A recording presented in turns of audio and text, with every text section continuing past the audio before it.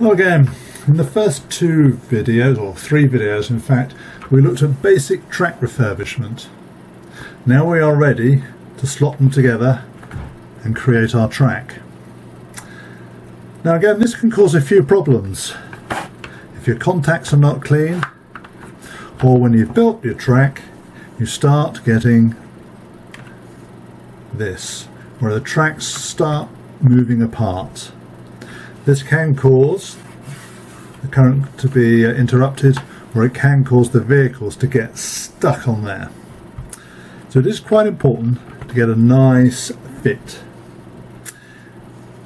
If you're able to put your mini track on a permanent layout, they came up with an original idea which was called a track clip, and you can see here it's got a slight shape and it's got little grippers put inside, and the idea was you simply slotted it into the middle of the track and it stopped it pulling it apart.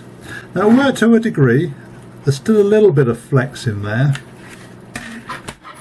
so I thought, right, I'd have a look at this. Let's take the old one off. Popped off the garage, and I thought, well, I can make my own clips. And these are about 1/2 inch steel. If you haven't got any to cut into strips, you can get some off a well-known auction site.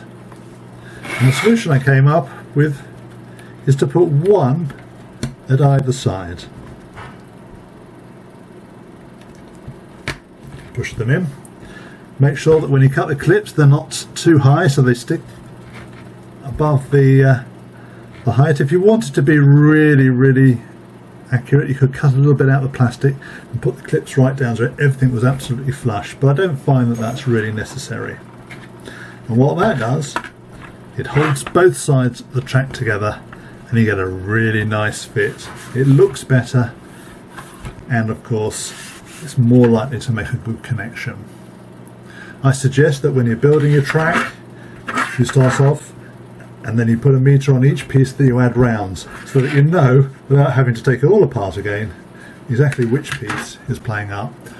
One break is okay in a track because the current will come around the other way, but I find it's better if you have a complete circuit all the way around and no problems at all. So that's excellent. And of course, finally, you connect your power in. Make sure that your transformer is fine, no problems with that, and that the pins, when they push into the side connectors on the track, are fine. And never use controllers that will stick or show any signs of smoke.